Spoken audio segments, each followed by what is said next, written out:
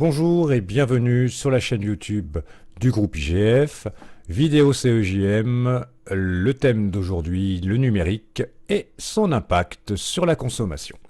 Allez, on y va. Alors, la première chose que l'on va aborder, c'est l'économie de l'usage. Alors, l'économie de l'usage dans une société de plus en plus touchée par la précarité. Alors, la précarité, c'est des difficultés financières qui peuvent se présenter soit dans un ménage, soit chez une personne, parce que les fins de mois sont difficiles, comme on dit. Eh bien, il est justement difficile d'investir dans certains biens qui ne sont pas forcément indispensables. On peut prendre par exemple la voiture. Alors l'économie d'usage, c'est quoi? Eh bien, ça va consister à proposer au consommateur une location d'un bien plutôt qu'une vente, plutôt que son achat. Cela consiste à payer pour l'usage du bien et non pour sa possession. Donc, la différence, évidemment, c'est que ça ne coûte pas le même prix, bien sûr. Alors, est-ce que ça fait de l'ombre au capitalisme? Puisque, évidemment, les sociétés ne vendent plus puisqu'elles louent. On a ici un article des Échos que je vous invite à aller voir. L'économie de l'usage, un modèle qui fait de l'ombre au capitalisme. Donc plus répandu qu'on l'imagine, l'économie de l'usage séduit de plus en plus d'entreprises bien décidées à adopter ce business model, privilégiant l'usage à la possession. Alors si ces bénéfices sont observables, est-il malgré tout le nouveau modèle de référence pour les années à venir? Donc cet article impose des questions clés. Est-ce qu'on est dans une ambition écologique? Quelles clés pour s'adapter à cet environnement, etc. Je vous invite à prendre connaissance de cet article. Je vous mettrai en lien l'adresse pour trouver cet article des Échos. Alors, le métavers, par opposition à l'univers, bien sûr.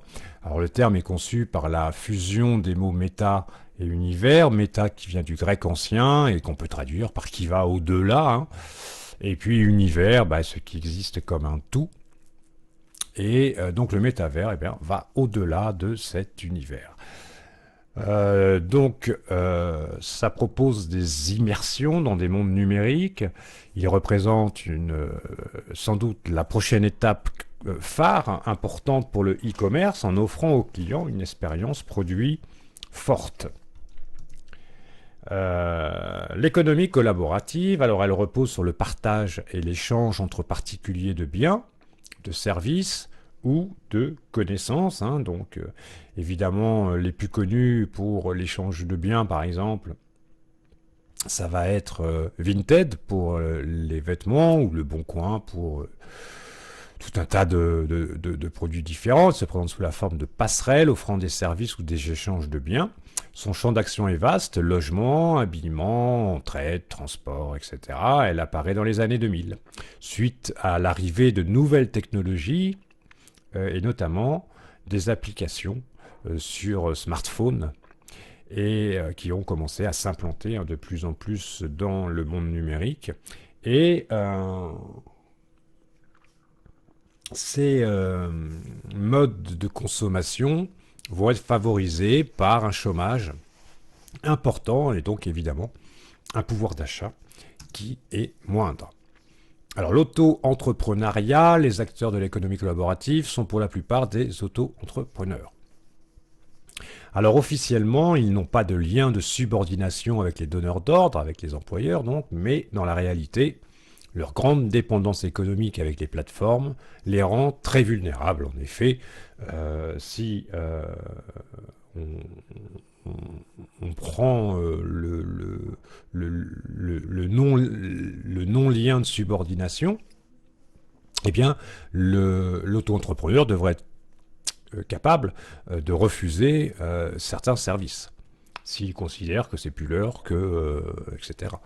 Eh bien, on voit que dans la réalité, eh bien, un auto-entrepreneur qui viendrait à refuser trop ou ou à ne pas accepter trop de demandes, eh bien, serait vite mise sur le côté et en fait ne travaillerait plus tout simplement.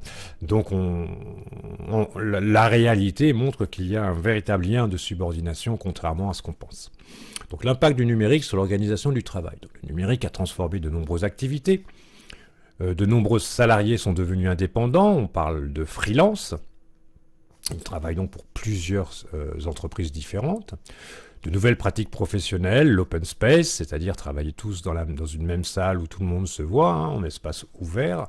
Les réunions virtuelles et le télétravail, qui ont été popularisés avec l'épisode sanitaire bien connu du Covid, qui a fait s'est généralisé ce genre de pratique qui n'était pas si courante en France en tout cas.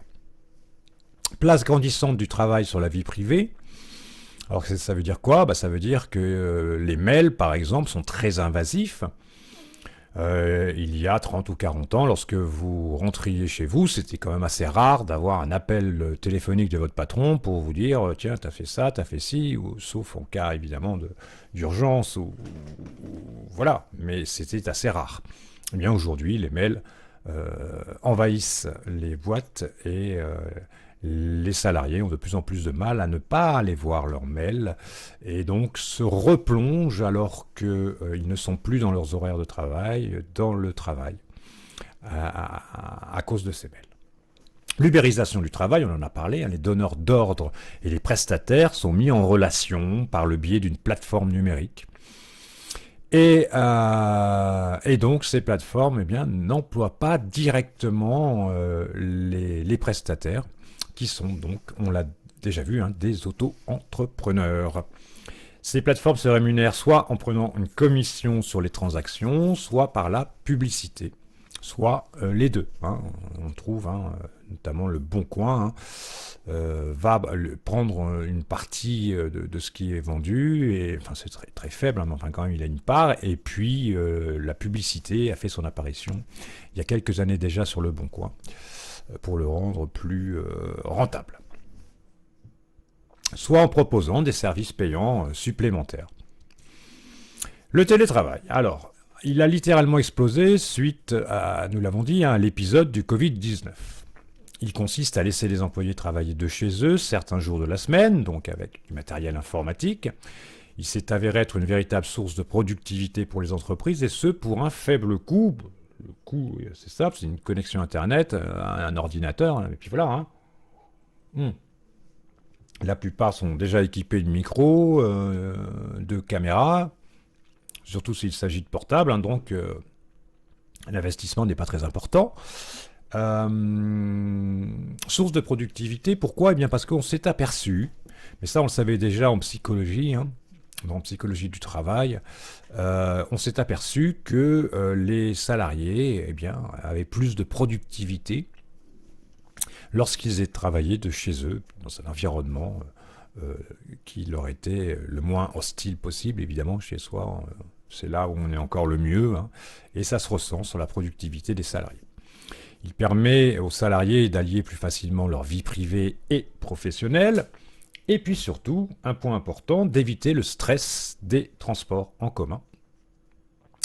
Le matin et le soir, notamment si ces transports en commun sont pris aux horaires de pointe, c'est-à-dire lorsque les wagons sont bien remplis. Il existe des risques d'isolement et d'hyperconnectivité. Le salarié, évidemment, qui est enlevé, éloigné de son environnement de travail, peut ressentir un certain isolement qui peut se traduire par un besoin d'être connecté en permanence, d'où l'hyperconnectivité. Alors, les nouveaux modèles économiques, vous avez probablement entendu parler du GAFAM, l'acronyme regroupant les monstres d'Internet, Google, Apple, Facebook, Amazon, Microsoft. Ils sont également appelés les Big Five. puisqu'ils sont évidemment 5. Natu, acronyme regroupant les jeunes entreprises à fort taux de croissance, Netflix, Airbnb, Tesla et Uber forment l'acronyme Natu. FinTech, le terme est issu des mots finance et technologie, ce sont des services numériques axés sur les finances tels que les néobanques, Orange, Conto, les cagnottes en ligne, Litchi, Lydia, le pot commun pour les plus connus, ou les solutions de crowdfunding, c'est-à-dire que les fonds sont récoltés par des internautes qui donnent chacun une petite partie pour participer à un projet, soit commercial, mais ça peut être également associatif, artistique. Bref, les possibilités sont assez variées. Autre exemple, le freemium. Alors qu'est-ce que le freemium? C'est la contraction des mots free et premium. Alors le freemium propose un service gratuit pour attirer le consommateur. Puis, eh bien évidemment, on va finir par le diriger vers un service plus complet, premium donc. Mais bien entendu, ce service sera lui payant. Le cas le plus connu, on peut dire, de ces freemiums, c'est les plateformes de téléchargement de fichiers qui proposent un téléchargement gratuit, mais pour télécharger le fichier, X ou Y, je ne vais pas rentrer dans les détails, eh bien, il faut attendre un certain temps et le téléchargement est long. Mais c'est gratuit donc. Mais si on veut télécharger ça en quelques minutes, voire quelques secondes, eh bien, il faut passer par un abonnement premium. Alors, le principe consiste à faire supporter les frais à un petit nombre d'utilisateurs qui financent ces utilisateurs gratuits, en fait. Voilà le principe. Donc, LinkedIn, on fait partie. Le Bon Coin, bien sûr, Deezer, Snapchat, etc. Subscription Economy, ou le modèle de l'abonnement, ce modèle consiste à proposer aux clients un abonnement plutôt qu'un achat définitif. Grande réussite du modèle de l'abonnement, la plus connue sans doute, c'est Netflix, bien sûr, qui a littéralement explosé. Spotify, Deezer également, sont des plateformes. Alors Netflix c'est pour les vidéos, Deezer c'est pour la musique, mais le principe est le même. Les offres de box se multiplient tant au niveau de la mode que de l'alimentaire, des services. Donc on a des box pour faire la cuisine, on a des box pour s'habiller. Et on reçoit dans ces box des vêtements par exemple, que l'on n'a pas choisi. Ce sont les managers de l'entreprise qui choisissent à votre place, enfin les managers, les employés en tout cas, qui choisissent à votre place ce que vous allez porter. Et ça a un certain succès. Alors même certaines box permettent de ne pas garder ce qu'on reçoit et donc de pouvoir, notamment dans la mode, changer régulièrement de vêtements sans avoir à les acheter, donc, puisqu'on les renvoie au bout d'un certain temps. Les locations sont également très nombreuses sur ce modèle. Alors, les plus connus, c'est les VOD, Video on Demand, vidéo à la demande en français pour les films. SaaS pour les logiciels, Software as a Service. Je suis désolé pour mon accent anglais qui est vraiment lamentable. Donc, ça veut dire quoi? Ça veut dire logiciel vendu comme un service. C'est-à-dire que la plupart du temps, vous vous connectez sur le site de l'éditeur pour avoir accès à leur logiciel sans avoir par exemple à les installer. Location de moyens de transport, alors évidemment on va pouvoir louer tout un tas de moyens de transport qui sont devenus assez répandus et appréciés, tels que les scooters, les trottinettes ou tout simplement le vélo. Alors l'avantage consommateur, il ne paye que s'il a besoin du produit. S'il ne s'en sert pas, il ne paye pas. La trottinette, vous payez quand vous la prenez. Quand vous la rendez, vous ne prenez plus. L'avantage pour les entreprises, rentrée d'argent récurrente et réduction des risques d'impayés, puisqu'on paye à la consommation. Le yield management ou gestion du rendement, donc il consiste à augmenter ou baisser le prix d'un produit en fonction du recueil de données sur la cible commerciale, habitude de consommation, période de l'année. Donc évidemment, on va trouver ça assez fréquemment sur les locations d'appartements de vacances. où les prix eh bien, vont varier, enfin, où les hôtels d'ailleurs, chambres d'hôtel également en font partie, les prix vont varier d'une période à l'autre, mais même sur certains horaires, les prix vont également varier. Il existe donc deux types de yield management, l'ascendant, qui consiste à augmenter le prix d'un produit jusqu'à ce qu'il soit disponible. Alors c'est le cas par exemple de places de train. On sait, la SNCF, plus vous prenez vos places à l'avance, moins elles sont chères, et puis plus on se rapproche de la date effective du voyage, plus les prix augmentent. Le yield management dynamique, la variation des prix à la hausse ou à la baisse dépend de différents facteurs, comme la grande disponibilité du produit, une forte demande, etc. Donc évidemment, la grande disponibilité du produit va produire une baisse des prix. Et puis, une forte demande va évidemment, très probablement, provoquer une hausse du prix du produit, fatalement. Voilà pour cette première vidéo CEJM. Je vous donne rendez-vous à très vite sur la chaîne YouTube du groupe IGF. Bye bye.